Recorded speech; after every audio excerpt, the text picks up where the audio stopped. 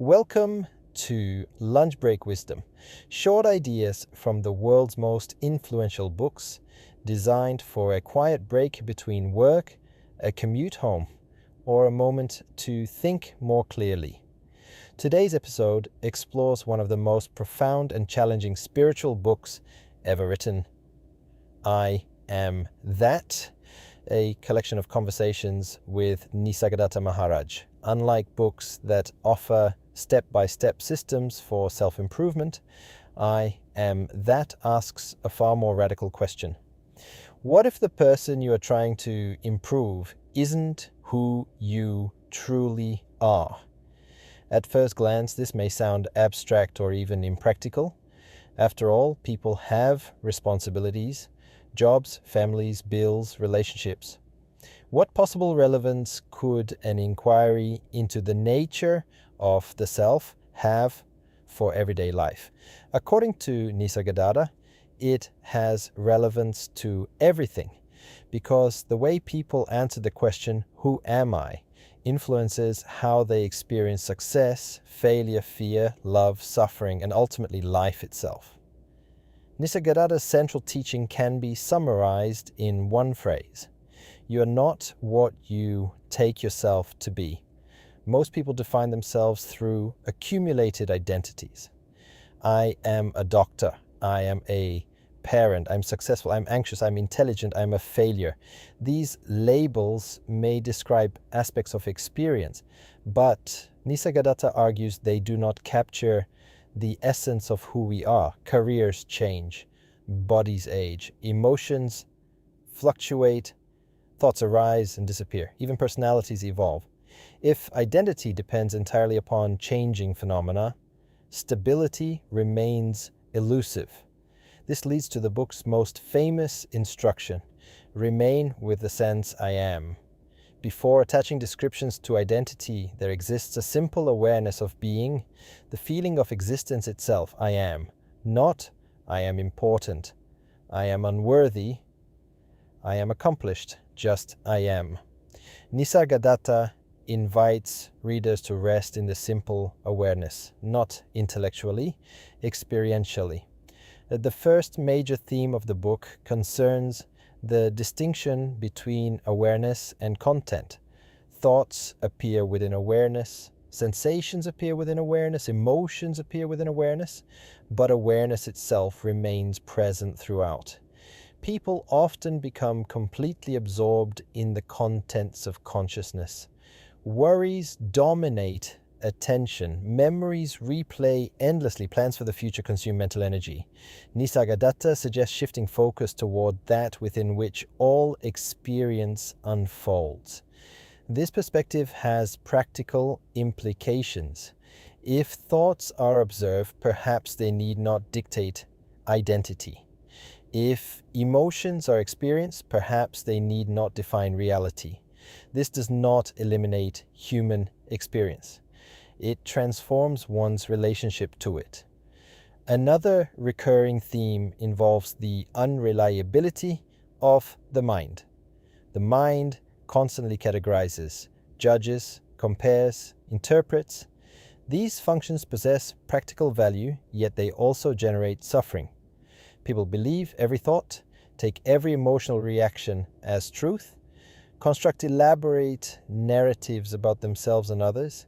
Nisargadatta encourages skepticism toward mental activity, not cynicism, but discernment. Can I observe thoughts without automatically identifying with them?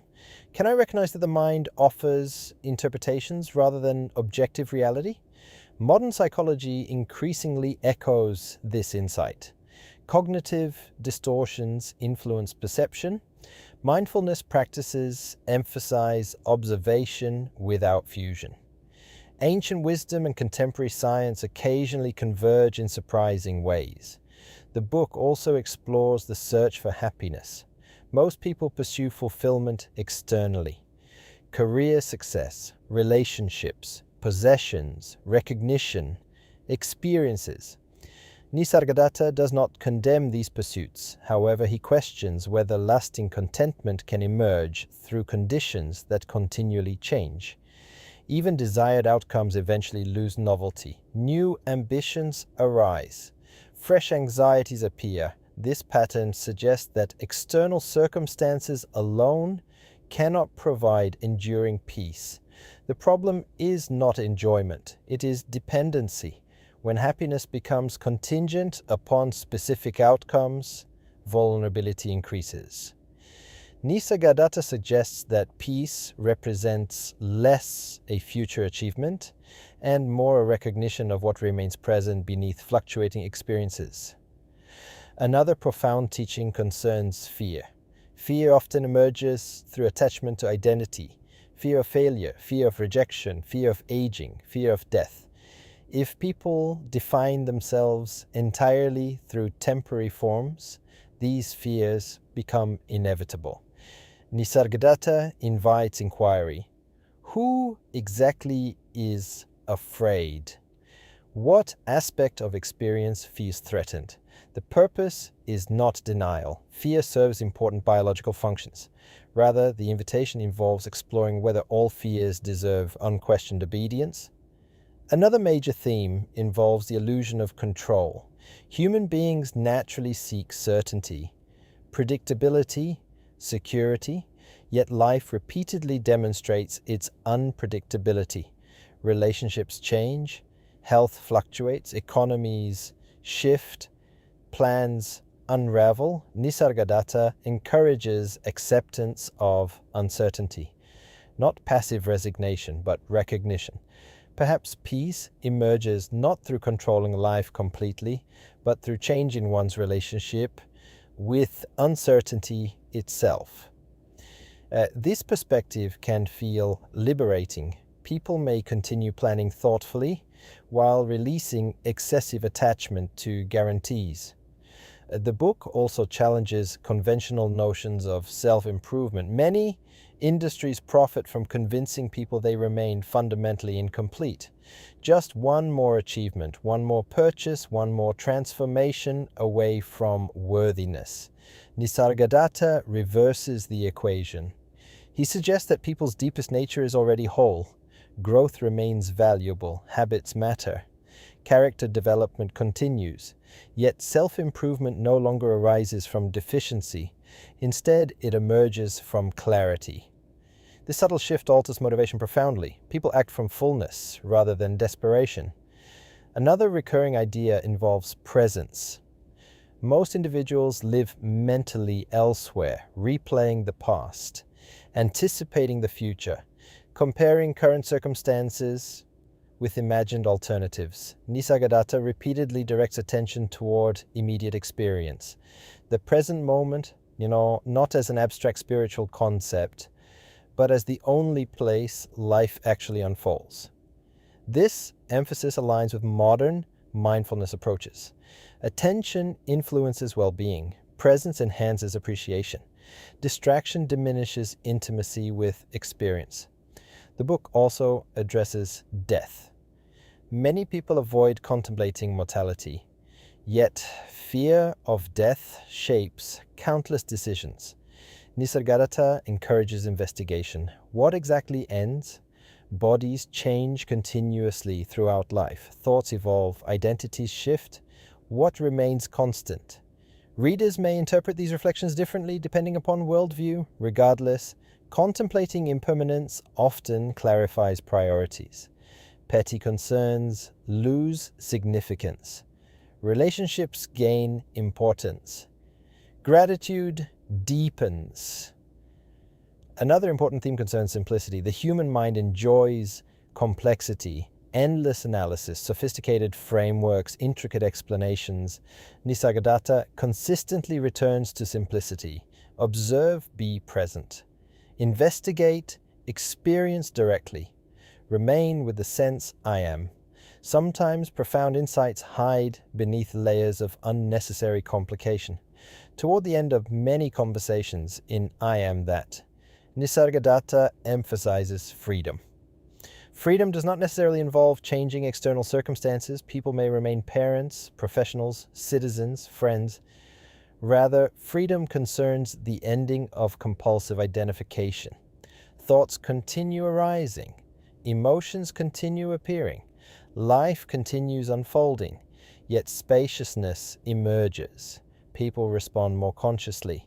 Suffering diminishes. Perspective expands. Ultimately, I am that remains influential because it addresses one of humanity's oldest questions. Who am I? Not professionally, not socially, not psychologically, but fundamentally. The book offers no easy answers. In fact, it systematically dismantles many assumptions people ordinarily rely upon.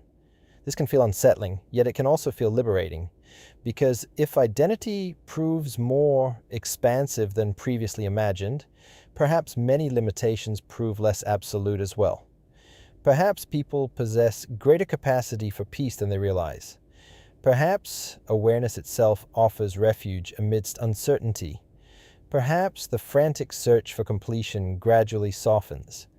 Perhaps what people seek has never been entirely absent. Perhaps